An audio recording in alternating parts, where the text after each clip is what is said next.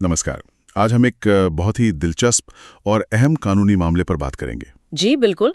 Tata oils mills company limited बनाम श्रमिक 1964 का ये केस है। हाँ, और हमारे पास इस केस का पूरा विश्लेषण है।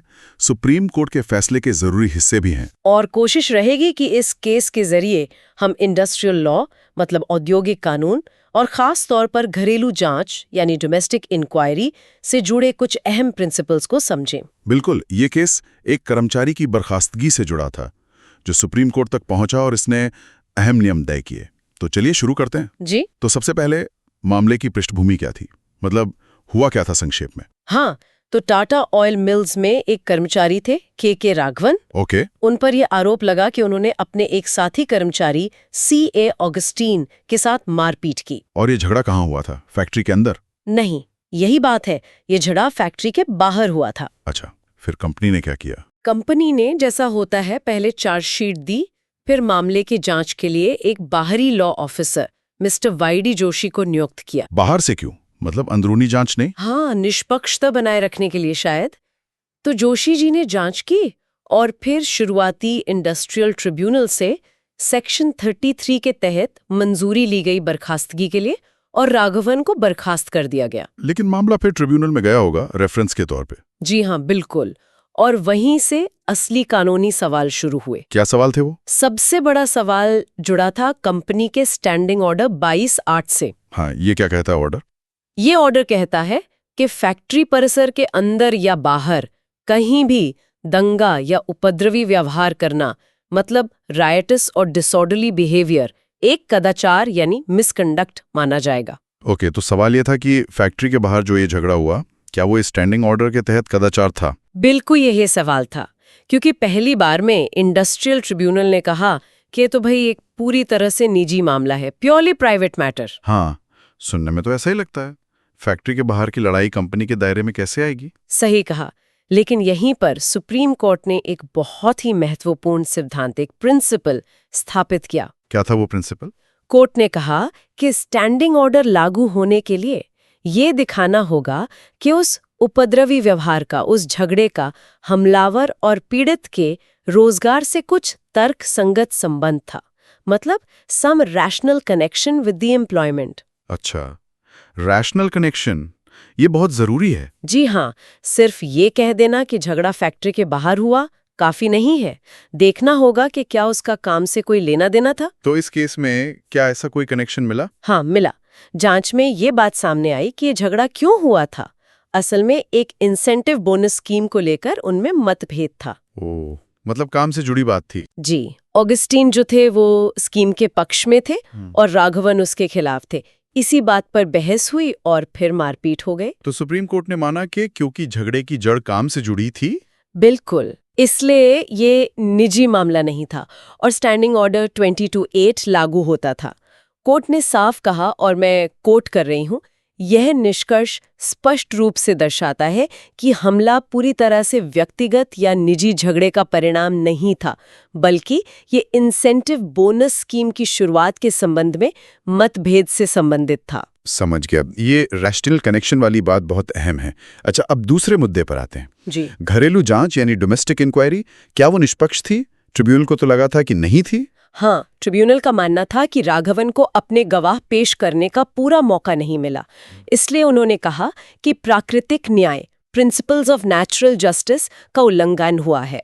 लेकिन सुप्रीम कोर्ट का क्या कहना था इस पर? सुप्रीम कोर्ट ने इस बात से असहमति जताई। उन्होंने रिकॉर्ड देखा, पाया कि जांच अधिकारी जो थे मिस्टर जोशी, उन्होंने बाकायदा राघवन को चिट्ठियां लिखी थीं, मदद करने की कोशिश की थी कि वो अपने गवाहों को ला सके। तो फिर दिक्कत कहाँ हुई? कोर्ट ने कहा कि देखिए, गवाहों को लाना, उनको पेश करना, ये कर्मचारी की जिम्मेदारी होती है। जांच अधिकारी उन्हें मजबूर नहीं कर सकता, समन जारी नहीं कर सकता जैसे कोर्ट करता है। हाँ, ये बात भी सही है।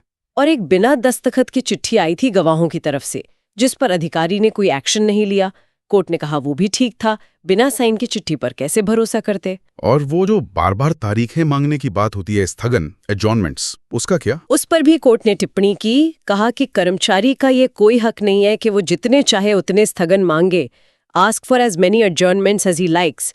प्रक्रिया को बेवजह लटकाया नहीं जा सकता। तो मतलब सुप्रीम कोर्ट ने माना कि जांच पूरी तरह निष्पक्ष थी? जी, उन्होंने कहा कि जांच निष्पक्ष थी और प्राकृतिक न्याय का कोई उल्लंघन नहीं हुआ। अच्छा, एक और पॉइंट था ट्रिब्यूनल का। उन्होंने कहा था कि ये बर्खास्तगी दुर्भावनापूर्ण है, यानी मालाफाइड है। हाँ, ये भी एक फाइंडिंग थी ट्रिब्यूनल की, लेकिन सुप्रीम कोर्ट ने इसे भी पूरी तरह खारिज कर दिया। किस आधार पर?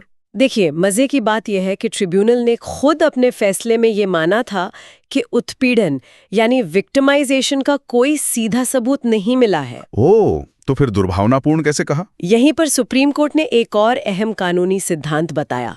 उन्होंने कहा, निष्कर्ष की मात्र त्रुटि निष्कर्ष को दुर्भावनापूर्ण नहीं बनाती है। Mayor error of the conclusion does not make the conclusion mala fide. इसका मतलब क्या हुआ, आसान शब्दों में? इसका मतलब ये है कि अगर मान लीजिए ट्रिब्यूनल को लगता है कि जांच अधिकारी ने किसी कानूनी या तथ्यात्मक बिंदु पर गलती कर दी, तो सिर्फ उस गलती की वजह से ये नहीं कहा जा सकता कि पूरा फैसला ही दुर्भावना से लिया गया था। दुर्भावना साबित करने के लिए ठोस सबूत चाहिए, सिर्फ गलती का एहसास होना काफी नहीं है। बिल्कुल सही, ये बहुत साफ कर दिया कोर्ट ने। अच्छा, एक और सवाल जो अक्सर ऐसे मामलों में उठता है, राघवन पर क्रिमिनल केस भी चल रहा था शायद। जी हाँ, उसी मारपीट को लेकर एक आपराधिक मामला भी दर्ज हुआ था। तो क्या नियम ये है कि अगर क्रिमिनल केस चल रहा हो तो कंपनी को अपनी घरेलू जांच रोक देनी चाहिए? इस पर सुप्रीम कोर्ट ने दिल्ली क्लॉथ मिल्स केस का जिक्र किया। उन्होंने कहा कि हाँ, ये वांछनीय है, मतलब डिजायरेबल है, खासकर अगर आरोप गंभीर हो कि आपराधिक मुकदमे का फैसला आने तक घरेलू जांच रोक दी जाए। क्यों? इसके पीछे क्या तर्क है? तर्क ये है कि कर्मचारी को अपना बचाव, अपना डिफेंस पहले ही घरेलू जांच में खोलने पर मजबूर ना होना पड़े। वो जानकारी फिर क्रिमिनल केस में उसके खिलाफ इस्तेमाल हो सकती है। समझ गया। लेकिन कोर्ट ने ये भी साफ किया कि अगर जांच रोकी नहीं जाती है तो सिर्फ इसी बात से जांच अवैध या दुर्भावनापूर्ण नहीं हो जाती। ये कोई सख्त नियम नहीं है, बस एक सलाह है। ओके, तो इस केस में जांच नहीं रोकी गई थी पर उसे गलत नहीं माना गया। जी बिल्कुल। और आखिर में ट्रिब्यूनल की शक्तियों के बारे में कोर्ट ने क्या कहा? क्या ट्रिब्यूनल जांच के नतीजों को बदल सकता है? इस पर कोर्ट ने फूलबाड़ी टी एस्टेट केस का हवाला दिया और दोहराया कि अगर घरेलू जांच सही तरीके से हुई है, निष्पक्ष है, प्राकृतिक न्याय का पालन हुआ है और उसके जो निष्कर्ष है वो सबूतों पर आधारित है, जैसा कि इस केस में माना गया। हाँ, जैसा यहाँ पाया गया, तो वो निष्कर्ष मैनेजमेंट और ट्रिब्यूनल दोनों पर बाध्यकारी होते हैं, बाइंडिंग होते हैं। मतलब ट्रिब्यूनल फिर से उन्हीं तथ्यों को नहीं देख सकता? नहीं, ट्रिब्यूनल सबूतों का रीअप्रिसिएशन नहीं कर सकता। वो अपना अलग निष्कर्ष नहीं दे सकता जब तक कि जांच का निष्कर्ष बिल्कुल ही विकृत न हो, परवर्स न हो या फिर बिना किसी सबूत के ही न दिया गया हो। तो ये ट्रिब्यूनल की शक्तियों पर एक तरह की सीमा है। जी बिल्कुल। ये सिद्धांत स्थापित करता है कि मैनेजमेंट को डिसिप्लिन मेंटेन करने का अधिकार है और अगर वो सही प्रक्रिया अपनाते हैं तो ट्रिब्यूनल उसमें आसानी से दखल नहीं देगा। तो इस पूरे केस को अगर हम समेटें तो मुख्य बातें क्या निकली? देखिए, पहली और सबसे अहम बात तो वही रैशनल कनेक्शन वाली है। फैक्ट्री के बाहर का व्यवहार भी कदाचार हो सकता है अगर उसका नौकरी से सीधा तर्कसंगत संबंध हो। हाँ, ये बहुत बड़ा टेक अवे है। दूसरी बात, एक निष्पक्ष घरेलू जांच के निष्कर्ष बहुत महत्वपूर्ण होते हैं। अगर जांच सही हुई है तो ट्रिब्यूनल उसमें आसानी से हस्तक्षेप नहीं कर सकता। और तीसरी बात, महज किसी नतीजे में गलती होने से वो दुर्भावनापूर्ण नहीं हो जाता। बिल्कुल। और चौथी कि क्रिमिनल केस पेंडिंग होने पर जांच रोकना वांछनीय है पर अनिवार्य नहीं। सही। तो ये केस आज भी बहुत प्रासंगिक लगता है। हाँ बिल्कुल। और ये एक सवाल भी छोड़ता है हमारे लिए, आज के जमाने में जब काम और निजी जिंदगी की लाइनें धुंधली हो रही हैं, सही बात है, तो ये रोजगार से तर्क संगत संबंध वाली बात और भी जटिल हो जाती है। सोचिए, कर्मचारियों का सोशल मीडिया पर व्यवहार या किसी ऑनलाइन फोरम पर कुछ कहना, हाँ, किस तरह के ऑनलाइन व्यवहार का उनके रोजगार से तर्क संगत संबंध माना जा सकता है। ये एक ऐसा क्षेत्र है जहां अभी और स्पष्टता की जरूरत पड़ेगी शायद। बिल्कुल, ये सोचने वाली बात है। बहुत बहुत शुक्रिया इस केस पर इतनी गहराई से बात करने के लिए। शुक्रिया।